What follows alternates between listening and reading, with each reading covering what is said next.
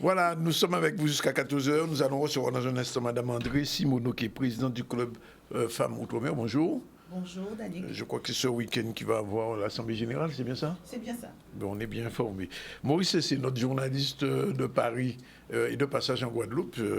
Maurice, c'est que Madame Simoneau connaît très bien, j'imagine. Oui, bien sûr, avec Tropique FM et tout ça, c'est bien. Au News, il sera avec nous. Rosan Mounier, expert sur les questions agricoles, puisque vous savez qu'en France, en ce moment, le monde agricole bouge beaucoup. Rosan Mounier vous donne donner son avis sur la question. Et puis, on va terminer avec Edith Evridus, la présidente de la commission des TPE à la CCIG. Sinon, l'actualité, mobilisation des agents sur le port autonome. On en parle dans un instant. Conférence de presse de l'intersyndicale de l'éducation et éducation, justement. Il y aura une grève le 1er février. Vous savez que la nouvelle ministre de l'Éducation est en grande difficulté en ce moment. On va peut-être en parler avec les syndicalistes. Et puis, il y aura une première rencontre du club Hydrogène. Et on va terminer sur le jardin de naissance, un site pour aider les femmes avant et après l'accouchement. Tout de suite, mobilisation des agents sur le port autonome. C'est parti.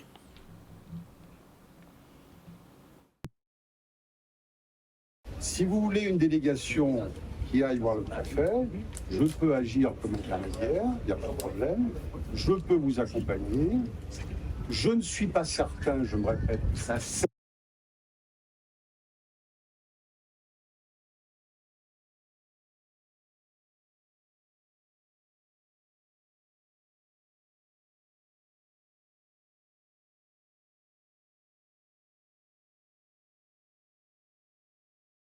Si vous voulez une délégation qui aille voir le préfet, je peux agir comme intermédiaire, il n'y a pas de problème. Je peux vous accompagner. Je ne suis pas certain, je me répète, que ça serve à quelque chose parce que le préfet exécute ce que son ministère lui a demandé de faire en fonction de la loi et des différents décrets. Donc, je ne suis pas sûr que ça serve à quelque chose, mais quand même, on peut essayer de faire cette délégation, au moins pour qu'il rapporte à son ministère de tutelle la réaction sur le terrain. C'est logique.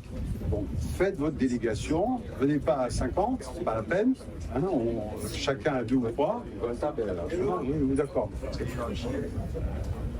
Venez à 2 ou 3 chacun, je vous accompagne, je demande au préfet un rendez-vous, et puis vous expliquerez. Ok, qu'est-ce que vous voulez que je vous dise? Moi, encore une fois, je ne suis pas à l'origine de cette loi. Je dois l'exécuter parce que nous sommes des utilisateurs du port. Donc, on est tenu par une réglementation qui est existante. Alors, aujourd'hui, nous découvrons, en fin de journée hier, nous découvrons que des collègues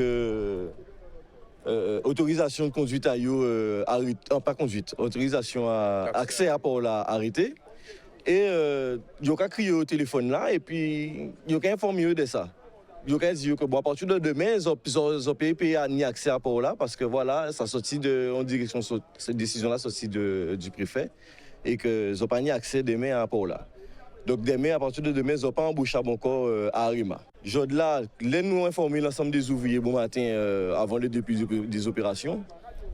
Ça a généré une frustration en fait, générale qui fait que l'ouvrier là dit qu'il ne peut pas répondre au travail tout autant qu'il ne peut pas connaître qui ça caille. Demain, ça peut être moins, ça peut être le collègue qui a coûté en moins, ça peut être c'est un père de famille, c'est ni bon qui travaille, c'est père, fils, c'est oncle, c'est sœur, nous en famille. Ça peut être n'importe qui moun ça a touché, nous pas savent, nous avons découvert que autorisation carrément roté comme ça. Donc demain, du jour au lendemain, on peut travailler. Ou pas connaître pour qui habite réellement, on peut travailler. Donc là, nous demandons un éclaircissement, c'est ça. Alors nous demandons que pour les deux ouvriers qui sont suspendus pour le moment, nous avons trouvé un aménagement de poste. Donc comme ils n'ont pas ni droit accès à terminal là encore, mais nous avons des postes en dehors du terminal, et il faut trouver un aménagement de poste. Donc ils ont regarder vers la direction et ils ont venir vers nous pour justement faire nous une proposition par rapport à ça. S'il n'y a pas qu'un, alors, s'il n'y a pas qu'un jour là, on peut positionner pour dire si ni blocage ou pas blocage. Pour le moment, nous allons attendre de voir ce qu'il propose nous. Alors, aux dernières informations, le blocage continue. On attend peut-être une visite du préfet pour essayer d'en savoir un peu davantage sur le licenciement un petit peu abusif, en tout cas surprenant, de 2 agents sur le port autonome. Là, c'est une affaire que nous allons suivre. Conférence de presse de l'intersyndicale de l'éducation, qui ne sont pas contents. Vous savez qu'on a supprimé 107 postes d'enseignants. Et l'intersyndicale, dans un communiqué commun, a fait savoir son mécontentement. On écoute tout de suite leur porte-parole.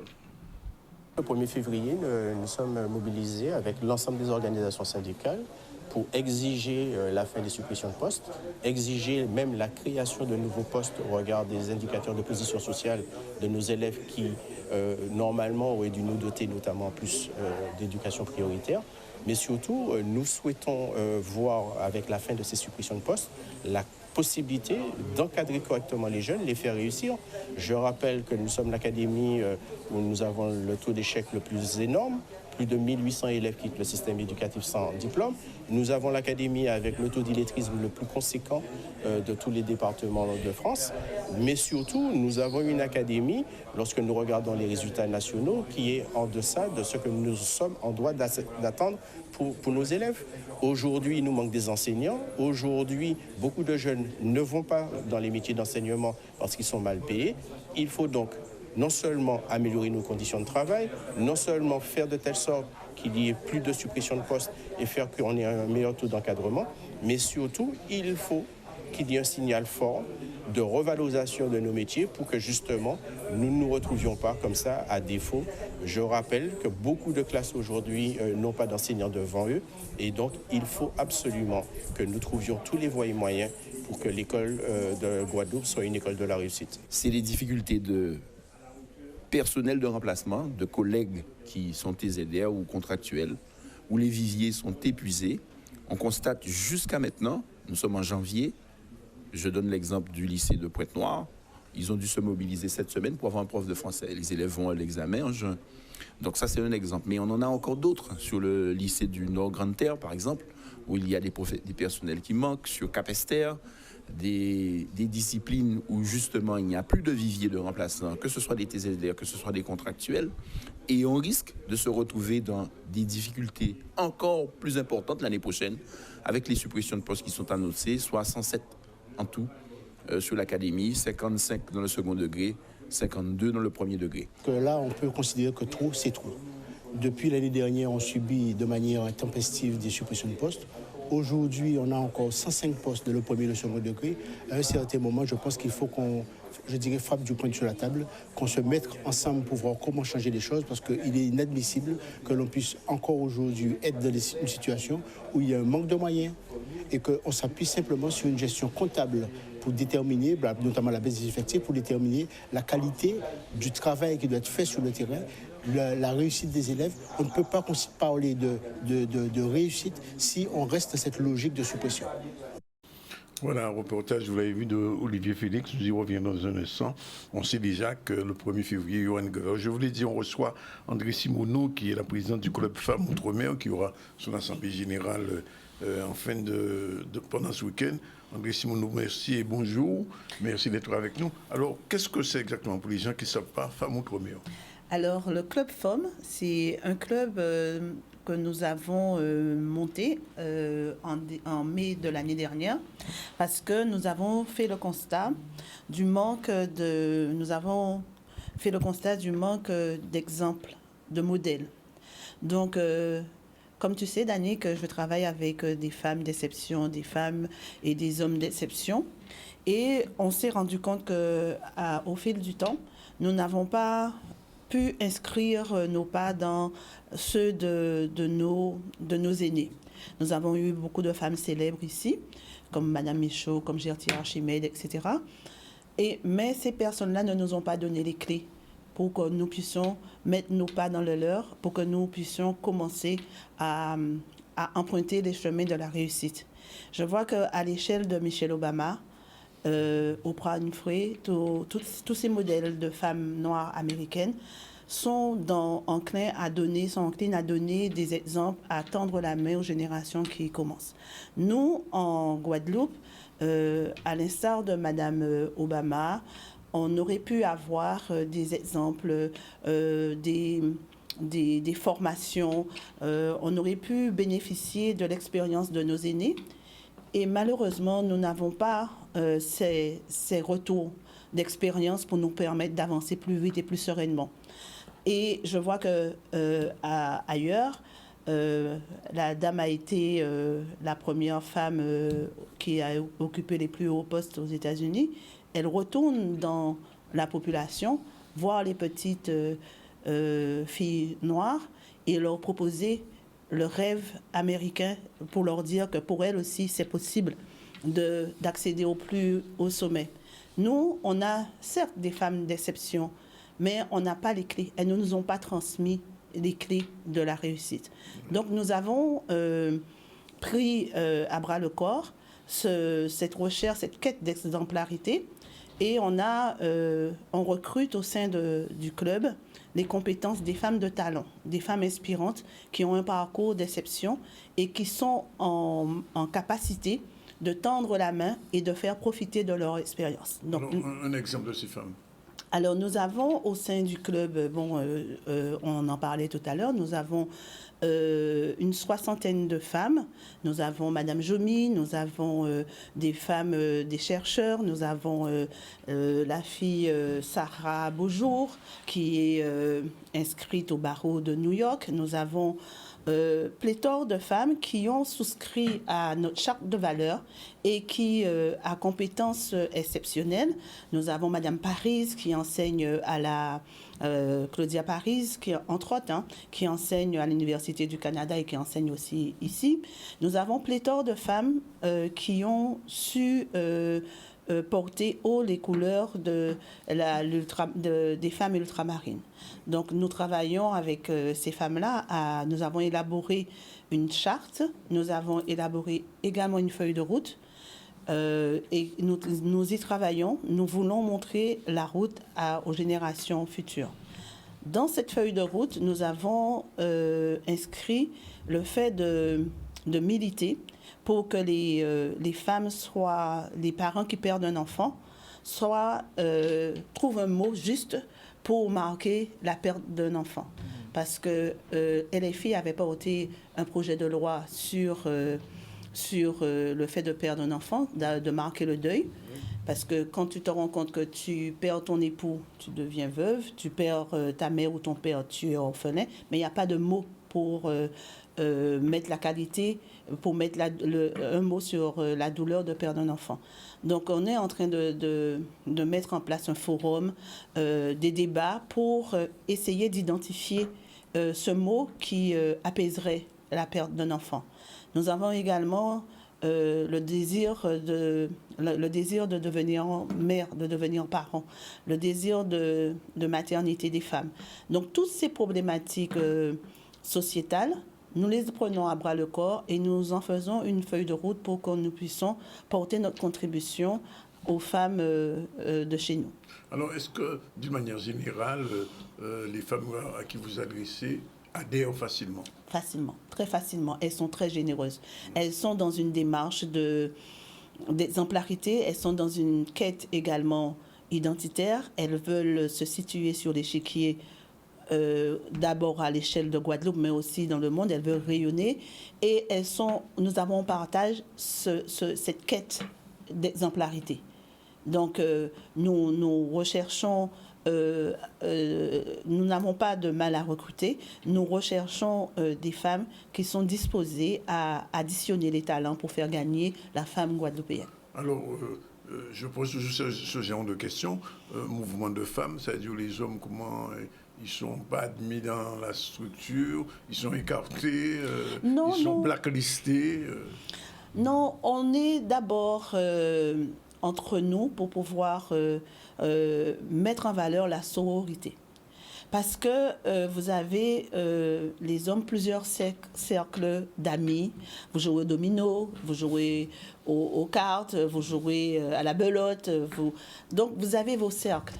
Nous, dans notre commission, on a plusieurs commissions qui rythment le club. On a une commission Rhum-Cigare. Ah, Rhum-Cigare. Oui, Rhum-Cigare pour les femmes. Bien sûr, pour les femmes.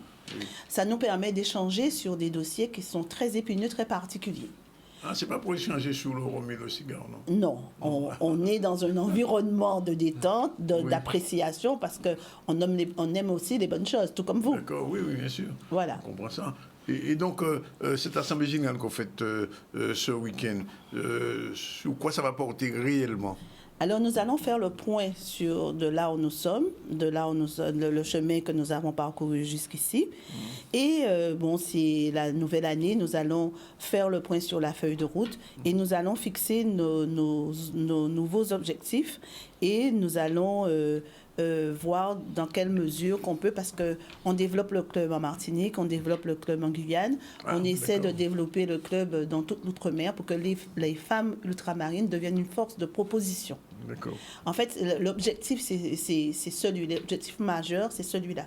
C'est que nous soyons à côté de vous, messieurs, avec vous, des forces de proposition. Pas derrière nous. À côté de vous. Dit toujours sur le même point. Non, il y a toujours une femme. Non, égalité. Ouais. C'est fini derrière. Nous, on est à côté, on est avec vous. On défend l'égalité homme-femme. Donc, on ne va pas se mettre devant, ni à côté, ni derrière. Oui. On est avec vous. Ça a un objectif politique quand même? Non. On est force de proposition. On viendra voir les politiques, on essaiera de porter des choses, de faire du lobbying, absolument. Pour faire, si par exemple on veut faire avancer l'identification de mots qui puissent qualifier la femme? Non, qui puissent mettre sur la perte d'un enfant, il faut que nous fassions du lobbying avec nos élus. D'accord. Il faut que ça s'inscrive, il faut qu'on aille jusqu'à l'académie, il faut qu'on fasse du lobbying.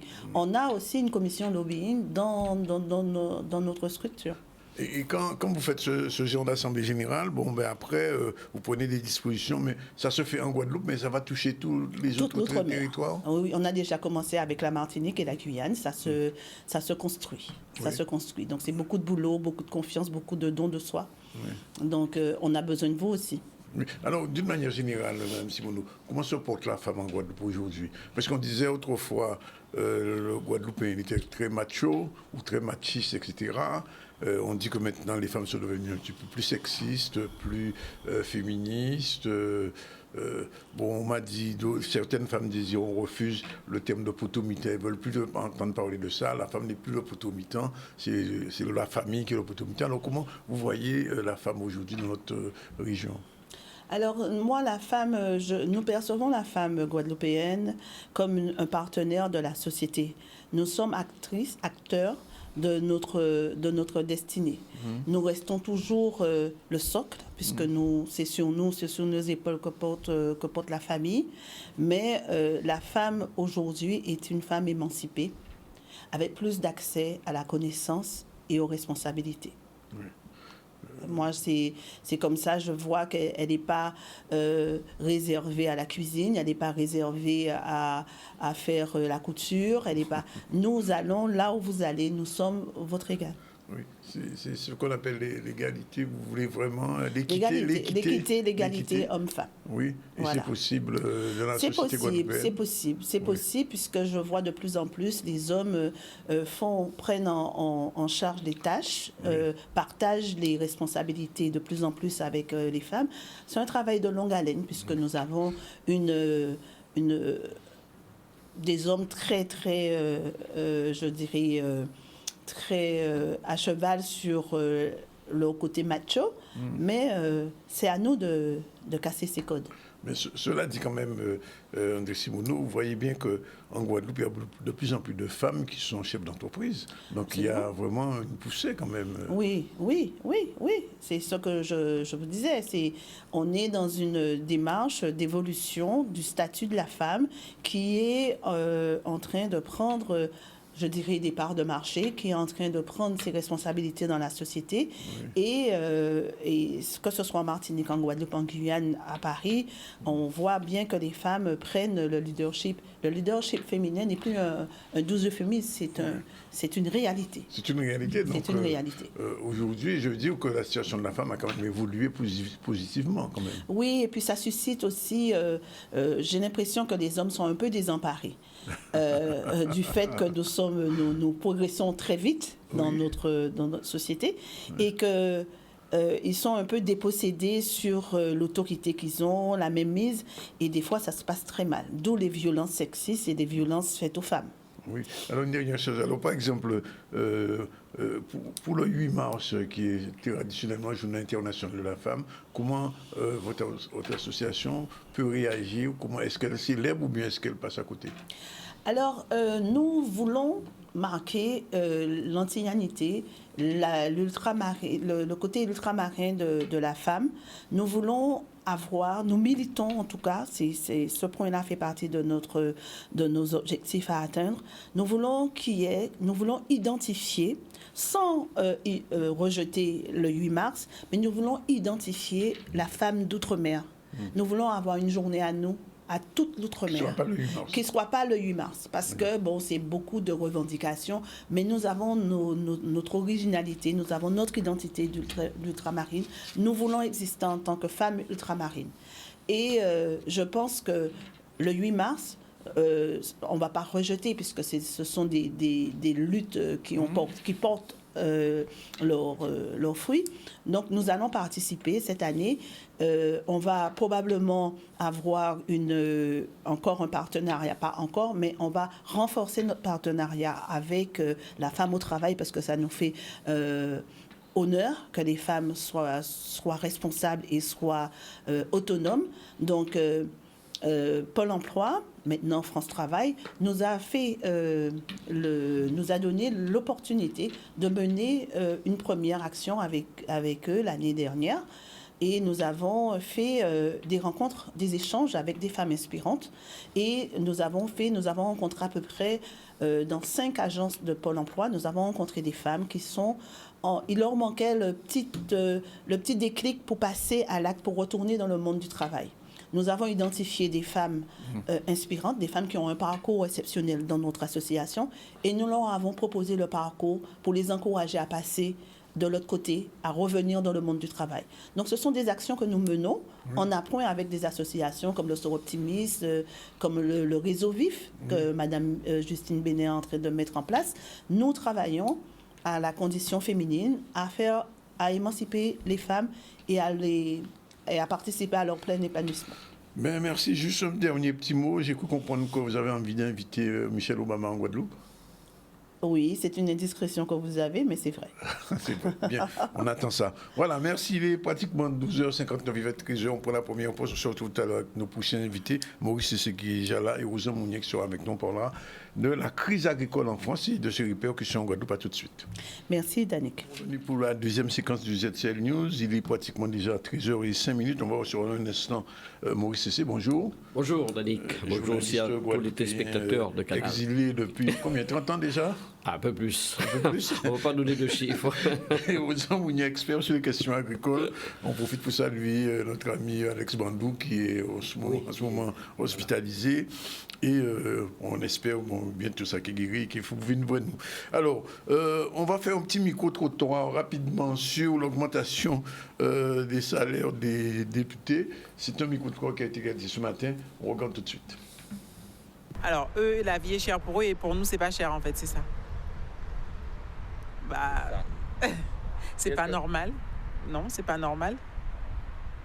Pas d'accord du tout. Parce que s'il le faut que nous aussi, le petit augmente dans notre sens.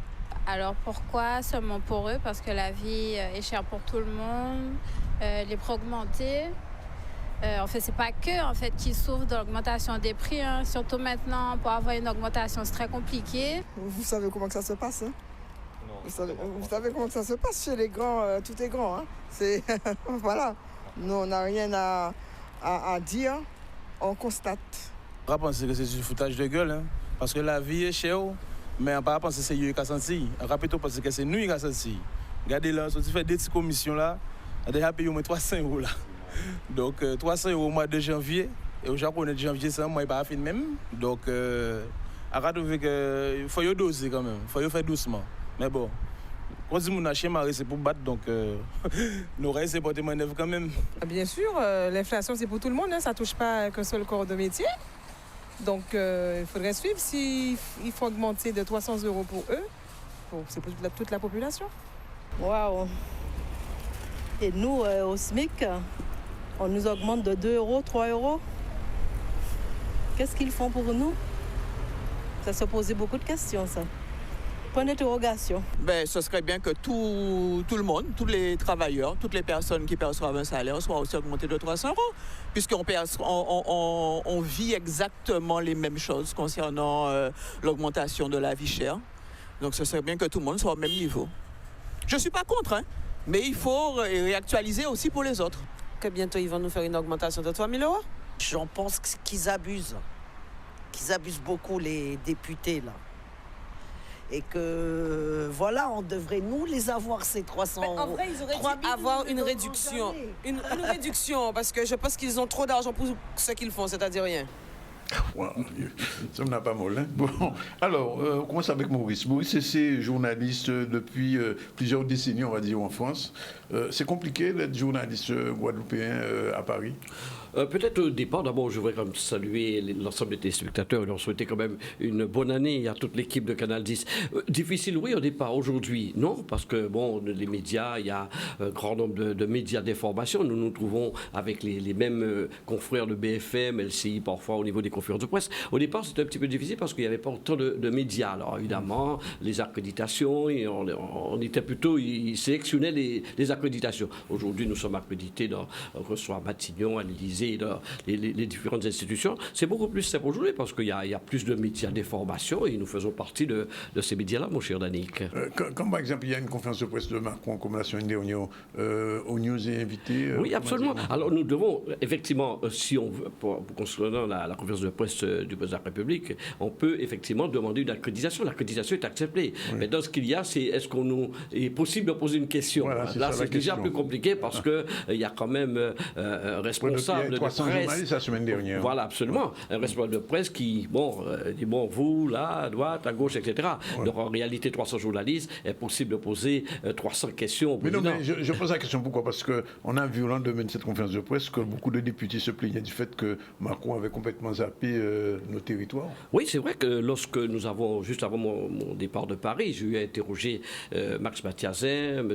Marcelin Nadeau, Élie Califère, concernant le remaniement. Et donc, effectivement, il constate que le président n'a pas dit un mot sur les Outre-mer. Et aussi, même question que Mathiazin se pose, pourquoi il y a un ministre de l'Intérieur et des Outre-mer? On l'a vu très bien lorsqu'il y a eu le cyclone à La Réunion. Le ministre de l'Intérieur était obligé de partir à La Réunion, alors qu'il est ministre de l'Intérieur, il aurait pu produire quelque chose de grave aussi à Paris. Pour le moment, il n'y a pas eu de ministre délégué. Maintenant, il n'y aura plus. Je pense qu'on aura un secrétaire d'État. Alors, est-ce que aussi la question qu'on peut se poser, puisque Gérard Darmanin a laissé entendre que pour lui, il aurait accompli sa tâche après les Jeux Olympiques et laissé entendre aussi qu'il pourrait quitter le gouvernement. Oui. Alors, on peut peut-être penser qu'il restera à ce poste pendant les 6 mois à venir. Et puis, on ne voit pas. Parce que M. Vigier, alors c'est la raison pour laquelle j'ai demandé aux députés de réagir, parce qu'il ne faut pas oublier que le SURM, ce fameux, où on attend beaucoup pour les Outre-mer, ce SURM est passé entre les mains de M. Carinco, puis de M. Vigier, et pour le moment, on attend la suite. Le SURM est au ciel, on va dire. Voilà. Alors, autre chose, Maurice, alors, vous êtes basé à Paris, où il y a la plus grosse, j'ai envie de dire, population, le Guadeloupe, Martinique, enfin, de nos pays. Mais quand il y a de l'information dans les autres régions, comment vous faites? Alors, les autres villes comme Bordeaux, Toulouse, nous commençons maintenant à créer des réseaux. Hein. D'ailleurs, je suis en train de travailler là-dessus parce qu'effectivement, il n'y a pas que l'Île-de-France. Paris, mais tout de même, c'est là. Ça se concentre là quand même. Hein. Oui. Il y a évidemment le carnaval de Bordeaux, il y a des associations à Bordeaux, Toulouse, mais on peut dire quand même la grosse partie de l'actualité ultramarine, c'est l'Île-de-France. Paris, Île-de-France. Et bon, il y a peut-être, je crois, actuellement 200-300 associations sur Paris. Donc ça montre bien que cette actualité-là. Mais on essaie quand même, parce que je suis en train de travailler là-dessus, pour avoir au moins, lorsqu'il se passe quelque chose, comme Bordeaux, parce qu'il faut trier un petit peu les villes, hein, Toulouse, Bordeaux, Marseille, voir un petit peu, avoir d'autres images. C'est d'ailleurs ce que je fais actuellement avec les autres régions. Je pense que tu as dû te rendre compte, nous avons maintenant Mayotte, nous avons signé un partenariat avec Coesimages. Mayotte, la réunion avec Freedom, ce qui m'a permis d'ailleurs d'avoir énormément d'images lors du passage du cyclone il y a quelques jours, la Nouvelle-Calédonie, la Guyane. Donc on travaille avec l'ensemble des recherches. Ce que je veux, j'ai voulu faire depuis quelques mois maintenant, c'est montrer les outre-mer, montrer les autres régions, voir est-ce que ce sont les mêmes problèmes qui se posent. Et c'est même très enrichissant parfois, très enrichissant. Et donc en plus de cette actualité évidemment de l'Île-de-France au niveau des Parce que vous avez créé aussi, il faut le dire, O-News. Oui, absolument. Nous avons un site Outre-mer News, O-News Radio, ça vient d'être installé, qui marche très fort. C'est un format musique et info toutes les 30 minutes. Et puis le site Outre-mer News qui fonctionne à plein temps. On a une actualité, on actualise en tout cas ce site régulièrement. Mais nous sommes toujours, actuellement, concernant les médias Outre-mer, il faut savoir qu'il y a la première et puis... désolé de le dire, mais moi, en réalité. Et nous sommes quand même aujourd'hui pas dépassés. Parce que France Zéro a disparu. Exactement. Donc, moi, je suis correspondant de Canal et des autres chaînes depuis KMT, KTV Guyane depuis quelques années. Et je m'aperçois qu'aujourd'hui, moi, j'ouvre ma boîte mail, je ne sais pas, il faut prendre une décision, qu'est-ce qu'on couvre? Parce que tout le monde est après nous, que ce soit le ministère, les députés, les associations, parce que nous sommes les deux médias. Il y a la première et moi qui suis correspondant et qui ai eu cette chance de faire ce boulot depuis quelques années et qui connaît effectivement tout le circuit du monde associatif et du monde politique. D'accord. On revient vers toi tout à l'heure. On va interroger Ozan Mounier pour qu'on a invité parce que, je le disais, il y a une véritable crise agricole en France en ce moment. Alors, bien évidemment, la question qui se posait, pourquoi en Guadeloupe rien ne se passe? Est-ce que le monde agricole est tellement différent du monde franco-français ou alors est-ce qu'il y a des disparités? Ozan Mounier, la parole. Oui, évidemment, cette crise qui touche l'agriculture française, elle a de toute évidence des répercussions sur l'agriculture guadeloupéenne, mais notre situation, elle est encore plus critique que celle de l'agriculture française, puisque nous sommes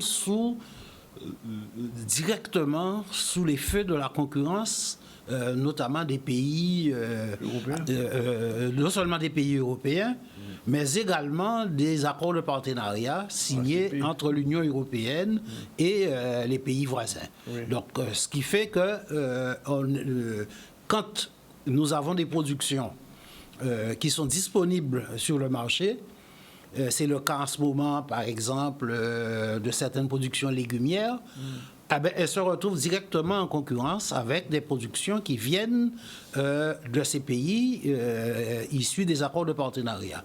Mais cette concurrence, elle est déloyale à plus d'un titre.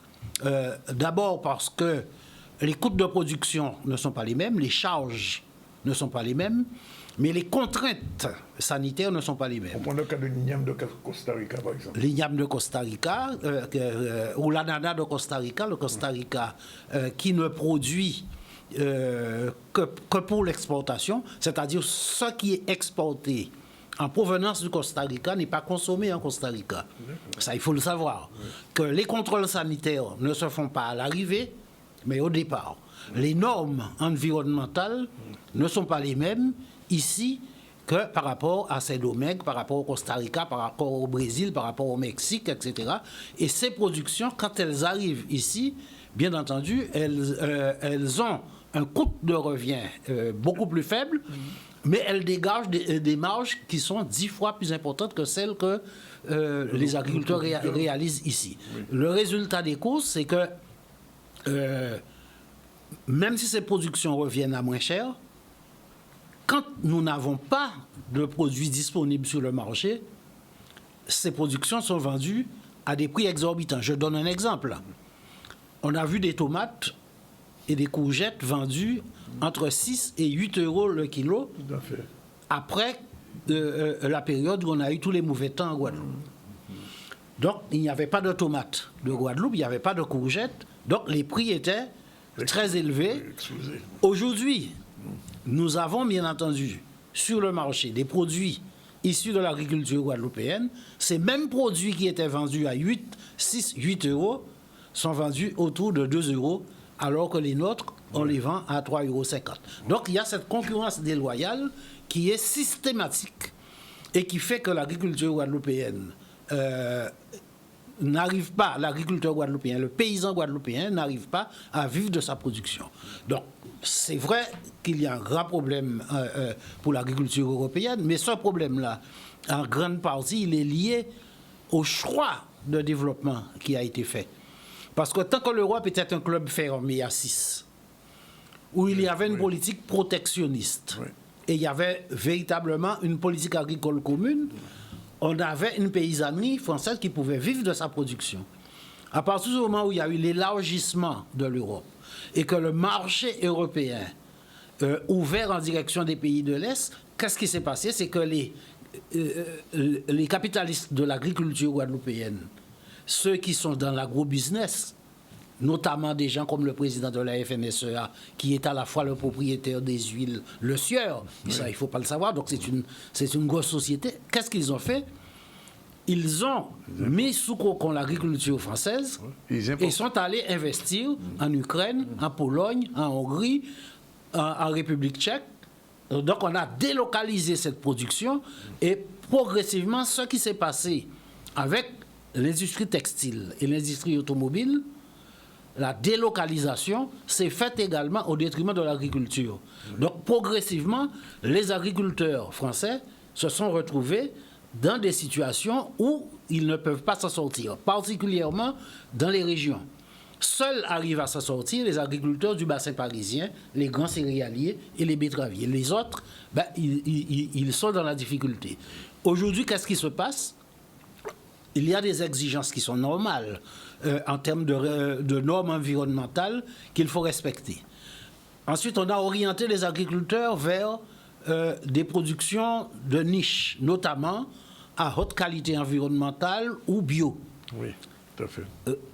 Aujourd'hui, le marché du bio est devenu un marché qui n'est plus référencé.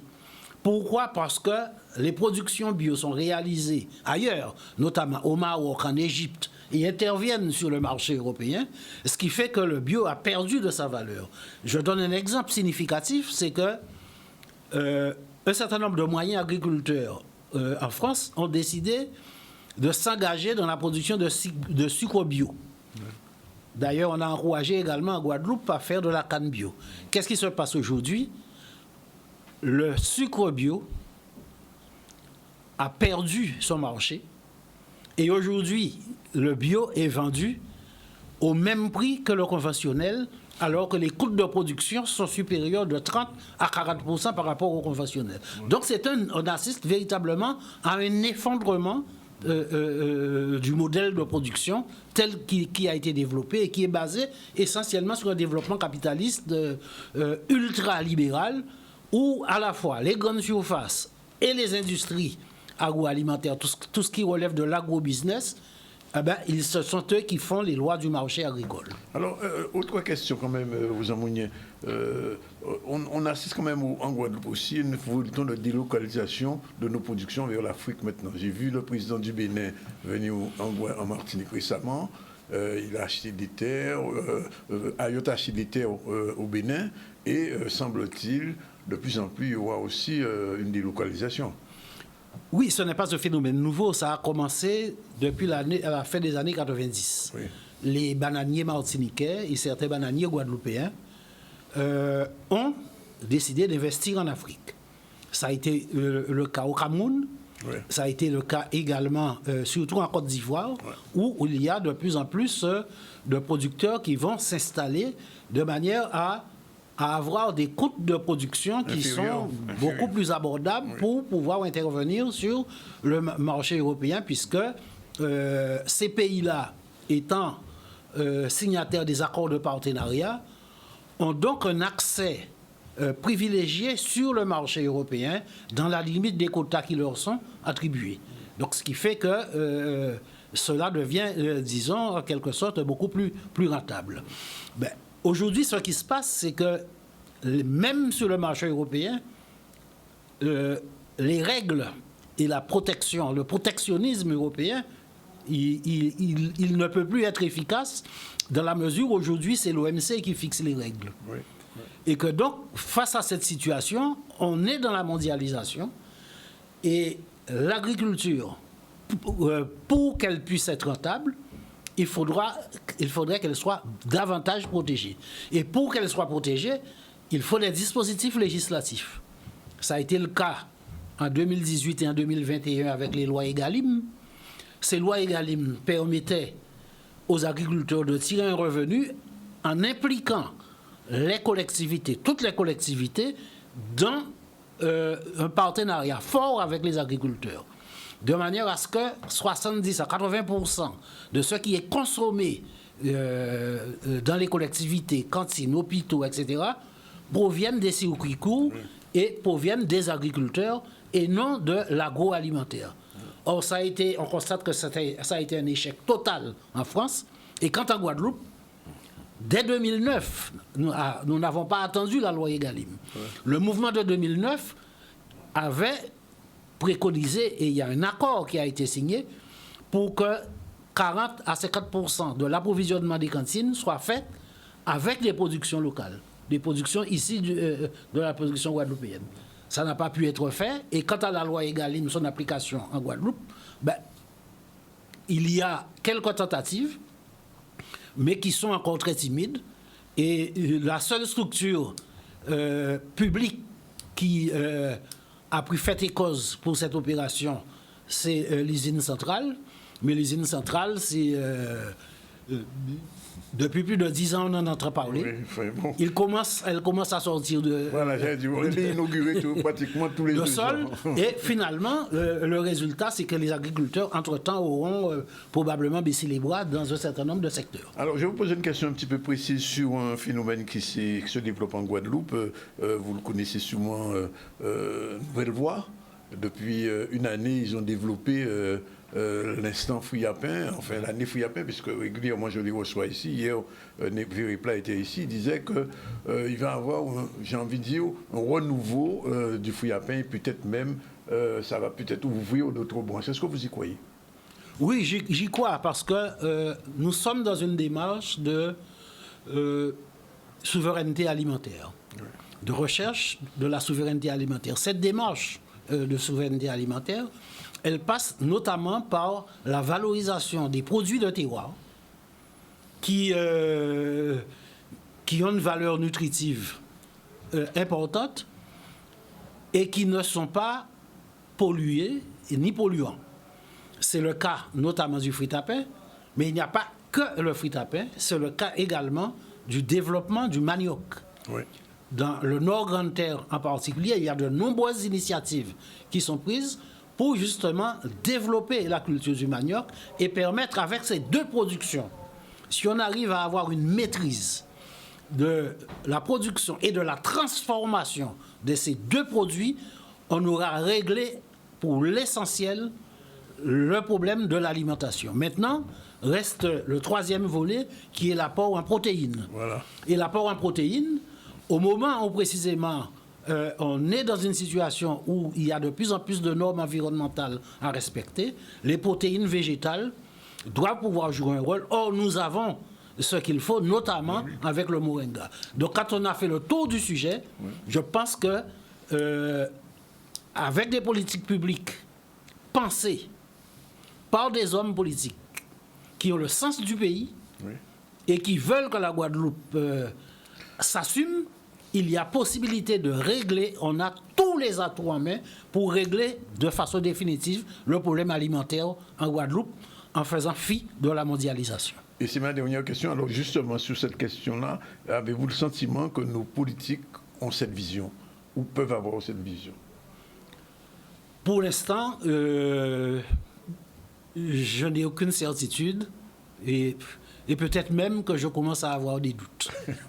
Merci aux Amouniers pour cet éclairage qui était nécessaire. On va revenir avec vous tout à l'heure, monsieur Maurice Cessé. On a encore 2 ou 3 petites questions à vous poser. Et aux Amouniers, on va peut-être vous recevoir peut-être quelque temps parce qu'il y aura encore d'autres questions qu'on n'a pas abordées aujourd'hui volontairement sur la canne et la banane, sur l'avenir. Et nous aurons plaisir à vous recevoir pour en parler dans quelques temps. Merci d'être venu. Voilà, 13h26, deuxième pause. Et on se retrouve tout à l'heure avec Mme Evrilus. Mais avant ça, on va recevoir Maurice Cécile, si on a encore des questions sur l'information là-bas à vous poser. À tout de suite. Okay. Voilà, nous sommes revenus pour la dernière séquence du ZCL News. Je vous l'ai dit, on reçoit Maurice Cécile, qui est journaliste à Paris, qui est aussi notre correspondant là-bas, régulièrement, qui nous envoie des sujets. Et puis, dans un instant, on va recevoir Mme Evrilus, qu'on ne voit pas assez souvent dans l'émission, mais au moins aujourd'hui, elle est là et on est content de la recevoir. Bonne année, bonjour et merci. Bonjour Danick, merci beaucoup. Bien, alors Maurice, avant de faire un sujet sur l'hydrogène, je voudrais un petit peu, au niveau des médias parisiens, est-ce que les contacts se font facilement avec toi quand ils ont besoin d'une information sur nos territoires ? Ah oui, tout à fait. Concernant les infos, tous les sujets que nous tournons, et je dois signaler que je suis actuellement en Guadeloupe, mais demain, il y aura un sujet dans ton journal, et notamment sur Canal 10, parce que la DOM a réuni les présidents d'associations des 5 DROM pour la première fois. Donc, en réalité, tous ces sujets, je les ai sur ma boîte mail, contact, SMS, etc. Je suis au courant un petit peu de tout ce qui se passe d'une manière générale. Après, nous avons aussi le tissu associatif, on va dire ça comme ça, qui nous informe de telle ou telle activité. Là, nous avons, par exemple, Babette de Rosière la semaine prochaine, cette semaine d'ailleurs, le samedi. Là, également, il y aura une couverture. Il y a l'association Accolade qui fête ses 40 ans. Là encore, il y aura une couverture malgré ma présence en Guadeloupe. Donc, en réalité, les sujets, ils sont très nombreux. Ce que nous essayons de faire, c'est qu'ils soient le plus variés possible, ne pas se répéter. Hein. Souvent, alors, c'est ça qu'on finit par avoir aussi des problèmes, parce qu'une association qui a fait une manifestation il y a 3 mois, et qui en refait une autre dans 3 mois, forcément, il faut choisir un petit peu tous les sujets pour qu'ils soient le plus variés. Après, nous avons le salon de l'agriculture qui va arriver, et là, nous avons la masse des exposants de la Guadeloupe, de la Martinique, et surtout du fait que moi-même, j'envoie des images pour la Guyane, pour Mayotte, pour la Guadeloupe, pour la Martinique. Il est de mon intérêt de mettre l'accent sur chaque département, ce qui nous demande un travail considérable concernant le salon de l'agriculture. D'ailleurs, après chaque salon, il me faut un peu de repos parce qu'on sillonne tout ce public pendant 9 jours, un monde fou là-dedans, et surtout faire plaisir aussi quand même à ces exposants de la Guadeloupe, de la Martinique, qui font le déplacement, parler de leurs produits. Moi, ce que je voudrais souligner concernant la Guadeloupe, puisque là, je suis bien sûr tout ce qui se passe, je trouve que nous avons aujourd'hui, je ne sais pas si Edith va me confirmer la chose, mais je trouve que nous avons une jeunesse guadeloupéenne très dynamique, des personnes qui ont des idées nouvelles et qui essaient de dynamiser l'économie et qui vont vers le développement de nos régions. Et ça, c'est quelque chose que je tenais absolument à saluer. Regarde, on a par exemple Isabelle Adonis qui aussi a des idées extraordinaires avec des chefs d'entreprise, etc. Je trouve que là, c'est quelque chose qui mérite, il faut mettre l'accent sur ce dynamisme de nos jeunes. Quand je suis à la Foire de Paris et que je vois par exemple des jeunes qui créent des choses, des objets artisanaux, mais ça a du mérite. Je veux dire, ça donne envie. Et ça, c'est un point important. Alors, pour revenir aussi à nous, je dirais que, je le disais, nous sommes actuellement, moi, ce que j'aurais aimé, c'est qu'il y ait plus de médias. Actuellement, bon, nous avons la station Tropique FM, qui est plutôt devenue une radio musicale. Oui. Voilà. Donc, en réalité, il y a très peu de médias qui parlent véritablement de nos sujets à nous. Et ce qui fait que, bon, j'ai laissé une équipe dans le cas où il se passerait quelque chose, qu'on nomme secrétaire d'État, mais on s'aperçoit, nous sommes avec le correspondant de France Antilles, Aline Ruel, la correspondante de RCI. On se voit, nous sommes les 4. La première, moi, RCI et France Antilles. Donc, nous couvrons tout et on se voit tous les jours. Chaque fois, il y a quelque chose. Alors, avant de partir, je voudrais quand même, Maurice, rendre hommage à un confrère qui est parti récemment. Je vais parler de Jean-Jacques Seymour. Oui, ça c'est... que tu as connu, que moi j'ai connu. Je travaille avec lui à Sainte-Lucie. Et 2 petits mots quand même. Ça nous a touchés. Je savais qu'il était malade, mais il nous a quittés très brutalement. Et Jean-Jacques Seymour, c'était un grand journaliste. Hein. C'est vrai qu'il m'a appris beaucoup de choses, hein, j'avoue, parce que c'est quelqu'un qui a quitté RCI, après il a fini sa carrière en France, il a été aussi écrivain, il faut le dire, et ça a touché beaucoup de monde. Ce qui a été surprenant, et pour certaines personnes, c'est de voir le monde qu'il y avait pour ses obsèques à Paris, c'était à l'église Saint-Sulpice, mais c'est vraiment un décès qui m'a vraiment touché de très près, parce qu'on se voyait assez souvent, régulièrement, et ça m'a vraiment touché. Bien, ben Maurice, bon séjour, bon retour au pays natal, comme on dit. Absolument. Avec, là, nous sommes 29 degrés aujourd'hui. Quand j'ai quitté Paris, il faisait moins 6. On l'a ressenti bien. Ah oui, et puis d'autant plus, je salue quand même nos amis. Je suis ici pour deux choses, bien évidemment, quelques reportages que nous allons faire aussi. Je rentre à Paris le 14 février. Et puis nos amis de Typical, sur lesquels j'avais tourné à Paris. Et Daniel Thier tenait absolument que je sois sur ce bateau de croisière avec eux demain. Donc, ce qui fait que demain, je serai sur le bateau. Là, voilà. On va revenir rapidement à l'actualité avec la première rencontre du club Hydrogène. Et tout de suite après, Madame Evry, c'est parti. L'hydrogène apparaît aujourd'hui comme un vecteur énergétique permettant de venir conforter cette transition, notamment sur le secteur de la mobilité, tout ce qui est mobilité lourde et collective, qui sont contraints à des taux d'utilisation et de disponibilité importants, ce que permet aujourd'hui le vecteur hydrogène. Et nous avons la chance en Guadeloupe de pouvoir disposer d'énergies renouvelables donc, diverses et variées, donc le soleil, le vent, la géothermie, l'hydraulique, voilà, qui permettraient demain de produire donc, en abondance ce vecteur énergétique. L'objectif, c'est vraiment de fédérer les différents acteurs qu'il y a sur la filière. L'hydrogène, ce n'est pas une technologie complètement nouvelle. On fait des moteurs hydrogène depuis 1805. Mais par contre, la filière, le stockage, sa production, son utilisation, les véhicules derrière, ça demande l'implication de beaucoup d'acteurs. Il y a déjà des acteurs impliqués sur le territoire. La SARA est en train de présenter un projet actif. Mais il y a encore beaucoup de choses à faire. Jarry, c'est une station de production et de distribution d'hydrogène. Donc, il y a vocation de délivrer de l'hydrogène pour la mobilité, donc que ce soit pour des voitures. C'est une station qui produit donc 2 kg d'hydrogène par jour, mais qui permet donc de stocker 16 kg. Pour rappel, 1 kg d'hydrogène, c'est 100 km d'autonomie. Donc, c'est un vecteur d'énergie qui se prête donc à une recharge rapide, donc pour les véhicules. Donc, on peut avoir une recharge donc à 350 bars en une dizaine de minutes. Donc, ce qui se substitue à l'électrique. Aujourd'hui, le transport représente plus de 2/3 des consommations d'énergie finale du territoire et constitue à cet effet un enjeu de premier ordre pour l'atteinte de nos objectifs de transition. L'un des deux gros avantages de l'hydrogène, c'est que s'il est produit à partir de sources renouvelables, en l'utilisant, vous obtenez directement une mobilité décarbonée. Là, donc, je parlais de mobilité lourde, donc on parle de tout ce qui a trait à la manutention, le transport collectif pour les lignes urbaines, interurbaines. Mais demain, ça peut être également le cas pour le transport maritime. On est sur un archipel avec des liaisons entre les îles du Sud et le territoire entre guillemets continental. Demain, on pourra avoir des transports, des navettes maritimes hydrogène, assurant ces liaisons et donc de matières entièrement décarbonées. Les limites sont sa production sur place. On veut faire de l'hydrogène décarboné, donc pour le produire, c'est à partir d'énergies renouvelables qu'il faut le faire. Les énergies renouvelables, ça prend de l'espace sur le sol ou des éoliennes. Donc il y a la problématique de trouver l'énergie renouvelable pour produire cet hydrogène vert. Ça, c'est une des problématiques. L'autre problématique qu'on va peut-être avoir, c'est la question du coût de cet hydrogène, parce qu'on a un bassin de besoins qui est quand même limité. Donc tout ça, c'est des choses qui doivent être prises en considération. Comment est-ce que cette filière va pouvoir être autonome, éventuellement les besoins d'aide qui viendront avec. Voilà les principaux freins.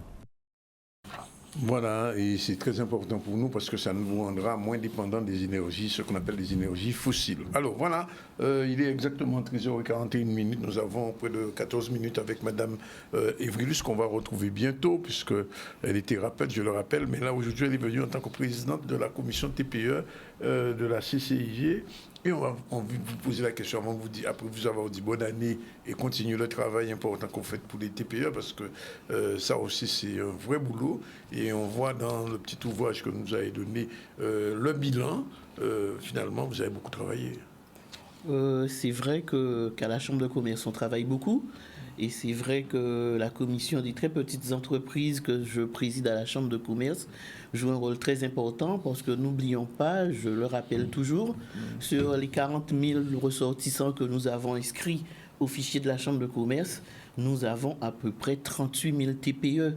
Et je dis que les TPE ont besoin d'un accompagnement, ils ont besoin de conseils.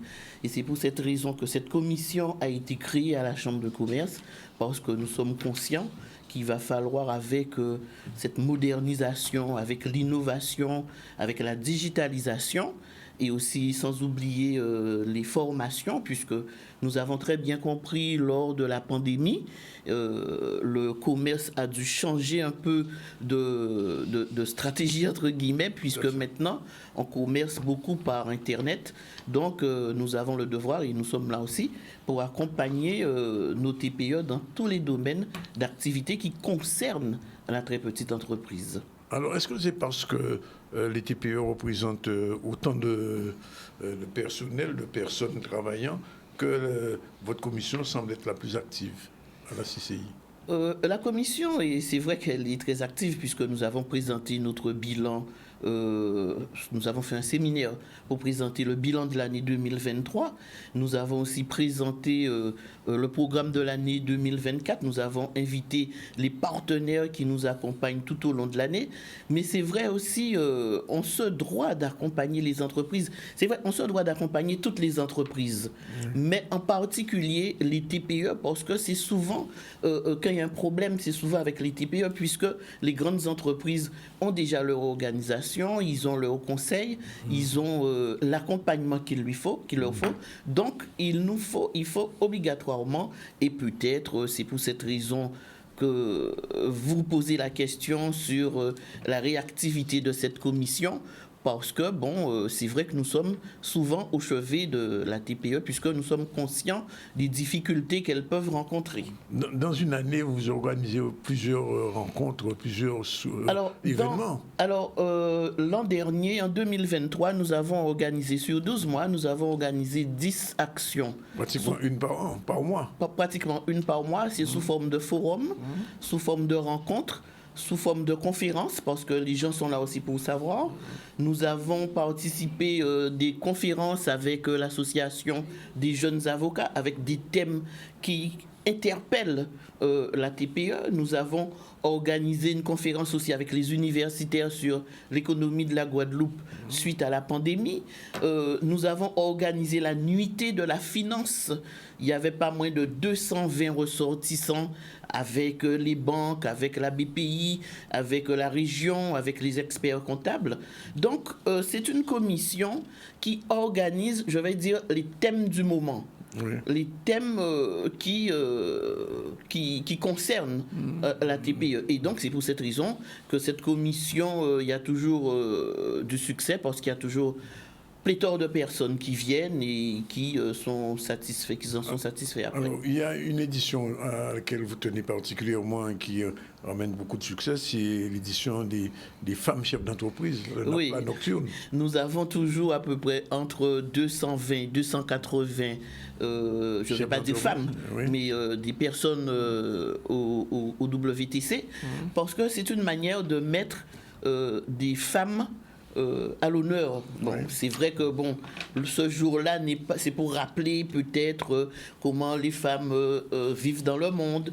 Mais nous, on a trouvé depuis 4 ans comment on peut aussi donner une lisibilité sur les femmes entrepreneurs et dire que ce n'est pas parce que nous sommes femmes que nous ne pouvons pas être chefs d'entreprise. Et donc, l'an dernier, c'était sur, je crois, la reconversion des femmes entrepreneurs. Et cette année, ce sera sur un autre thème que nous avons déjà défini. Et je donne déjà rendez-vous à toutes les femmes, mais à tout le monde. Rendez-vous le 8 mars au WTC, puisque, heureusement, cette journée va se décanter en 2 temps. Puisque vous avez reçu dernièrement Mme Mounette Alidor pour l'association des femmes performantes Guadeloupe, AFPG. Et donc, on va concocter quelque chose ensemble. Nous allons recevoir dans la matinée les femmes performantes qui sont dans la transformation. Donc, toutes les femmes qui nous écoutent peuvent téléphoner pour demander des renseignements ou alors prendre rendez-vous. Le matin, on va recevoir les femmes performantes. On va faire une présentation de cette association AFPG pour que tout le monde puisse savoir quel est le rôle de cette association.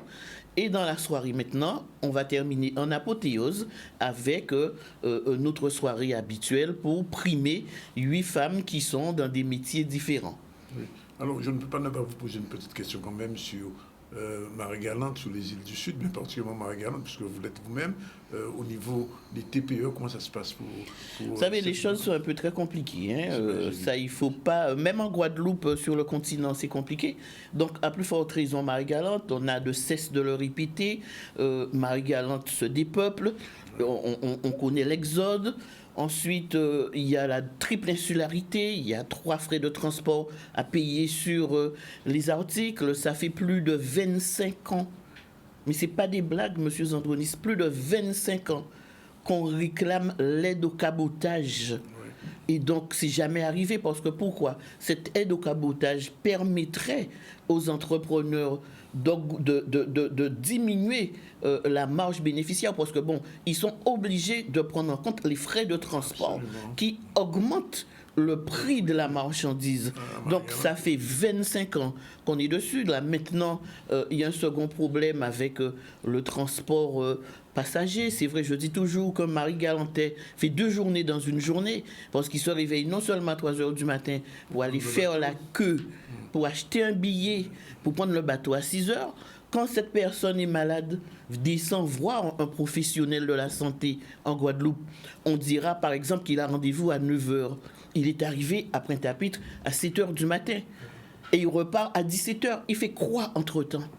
Cette personne est en train d'errer dans les rues de Pointe-à-Pitre si la personne est malade. Donc, il faut réfléchir. Bon, je ne dis pas d'un claquement de doigts qu'on va trouver la solution, mais il faut réfléchir comment faire parce que c'est vrai que le bateau, c'est une société privée.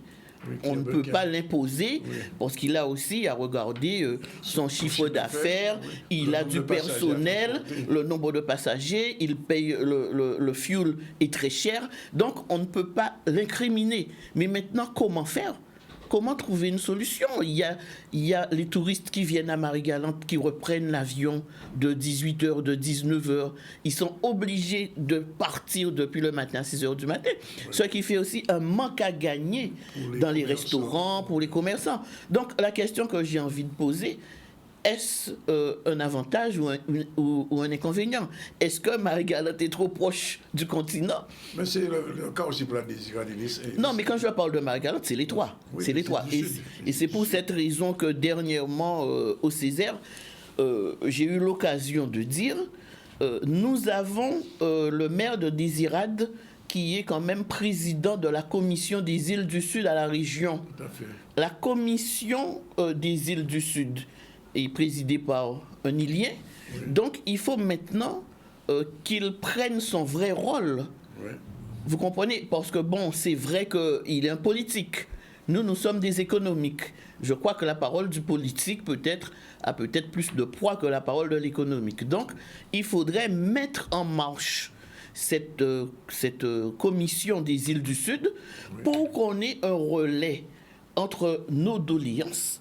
Parce qu'on a l'impression qu'à chaque fois qu'on dit quelque chose sur les îles du Sud, qu'on est en train de demander, et on a l'impression qu'à chaque fois qu'on essaie de dire « je vous donne », c'est comme si pour dire « bon, en Cabazo, Zomandé, en Cabazo, mais bon ». Il n'y a pas de résolution réelle des problèmes de fond. Voilà. Alors, avant-dernière question, quel va être pour 2024 les temps forts de la commission TPE en dehors de ce que vous avez dit tout à l'heure avec Mme Malidor, mais il y a d'autres choses. Alors, pour 2020, oui, ça c'était un petit grain de sable dans l'océan.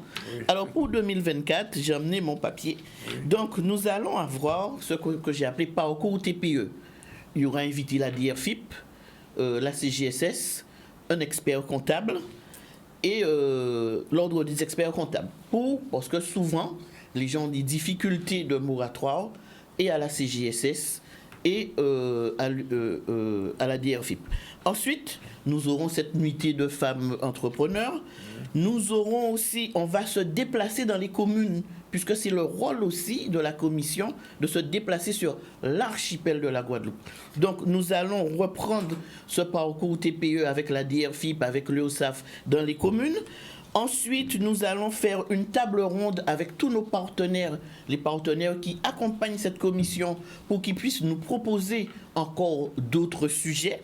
Nous allons faire ce qu'il y a d'important. Nous allons faire un forum qui s'appelle Croisement de points de vue.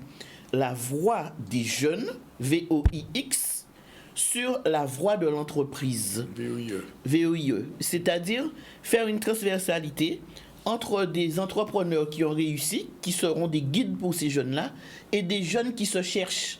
Parce que c'est vrai qu'il y a des jeunes qui réussissent, mais il y a aussi des jeunes qui ont du mal à réussir. Donc c'est une tranche de la population qu'il va falloir s'en occuper. Nous avons aussi un temps fort que j'ai appelé les experts se mobilisent, que j'ai appelé, c'est le salon de la TPE, que j'ai appelé parcours comptoir TPE. Nous allons faire le salon de la TPE. Ça n'a jamais été fait en Guadeloupe. Mettre les TPE au WTC, enfin c'est un salon. Et nous allons faire aussi ce que j'ai appelé regard du passé. C'est-à-dire, la Guadeloupe, elle a été construite économiquement par des gens. Ces gens-là existent toujours. Donc, il faut libérer la parole, donner la parole à cette tranche de la population qui a créé, qui a bâti le pays économiquement. Parce que ce sont des gens qui ont beaucoup travaillé, qui n'avaient pas les moyens que nous avons actuellement pour faire évoluer nos entreprises.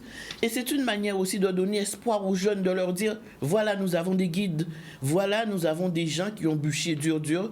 Donc, c'est donner aussi la parole à ces gens pour qu'ils puissent expliquer à d'autres personnes, pour qu'ils puissent témoigner en quelque sorte comment ils ont fait, comment c'était compliqué avant, comment c'était difficile, comment ils n'ont pas fait d'études de commerce et ils étaient dédiés à l'entreprise et comment ils ont réussi l'entreprise. Et bien entendu, nous aurons le brunch du développement durable parce que nous avons fait le brunch de l'innovation qui a connu un succès très très très fort. Et nous allons faire aussi des forums avec les avocats. Nous allons faire la journée de la TPE parce que le 27 juin, c'est la journée nationale de la TPE qui n'a jamais été relayée sur la Guadeloupe. Donc, nous allons aussi faire la journée de la TPE, faire un concours de TPE et primer la TPE. C'est-à-dire accompagner pour donner aux gens d'avoir envie. Donner l'envie d'avoir envie et pour que les gens, même si c'est compliqué, même si c'est dur, pour que les gens puissent aimer leur TPE et continuer à travailler avec cette résistance. Parce que je dis toujours, nous sommes dans une économie de résistance. Donc ça veut dire qu'on vous verra au moins 10 fois cette année dans le ZCL. Et au moins 10 fois. Bien, en tout cas... N'oubliez pas aussi pour ma profession, parce que là, je suis en train de faire des formations supplémentaires. Aussi, voilà. On vous verra. Mais en tout cas, on vous remercie d'être venu. On va rapidement sur le focus du jour, bien sûr, le proverbe du jour. Le proverbe du jour, est-ce qu'il est prêt, oui ou non? Non, il n'est pas prêt. Il est déjà pratiquement 12h et 13h55. Alors, je rappelle que depuis le début, on a reçu Mme Andry Simoneau, qui est la présidente du club Femmes Outre-mer, qui fait son assemblée générale ce week-end. Maurice Essé, journaliste guadeloupéen à Paris, a été aussi notre invité, ainsi que Rosan Mounien, expert sur les questions agricoles, qui nous a expliqué un peu ce qu'était la crise agricole qui se fait en France et ses répercussions en Guadeloupe. Et Edith Evridis, qui est encore avec nous, président de la commission des TPE, qui a fait le bilan de l'année 2023 pour les TPE. Et on vous l'a dit, on aura l'occasion de la recevoir très prochainement, probablement avec Mme Moneta Lidor. Sinon, au niveau de l'actualité, mobilisation des agents sur le port autonome, c'est le fil de l'actualité d'aujourd'hui, la conférence de l'intersyndicale qui annonce une grève dans l'éducation pour le 1er février, parce qu'ils ne sont pas contents de ce qui se fait en ce moment. Sur le port, effectivement, la mobilisation continue. Et puis, on a eu aussi la première rencontre du club hydrogène et ce micro-trottoir sur l'augmentation de 300 € de nos députés, des députés guadeloupéens. Tout le monde dit vraiment ça c'est extraordinaire quand il a augmenté ça de 300 € pendant que tout le monde en Guadeloupe a fait. Bon, enfin bref, les gens ne sont pas contents. En tout cas, on vous remercie pour votre attention. On se retrouve demain à la même heure, 12h30, avec nos autres invités. Et Madame Evrilus, c'est bien à bientôt. Merci, M. Zandounis, à bientôt. On vous recevra toujours avec plaisir. Voilà, il est pratiquement 13h56. La réalisation était assurée par Yann et avec en back-office notre experte aujourd'hui. Je parlais de Jennifer Noumertin qui était avec nous et qui sera encore là demain. Voilà, c'est fini pour aujourd'hui. Alors demain à la même heure.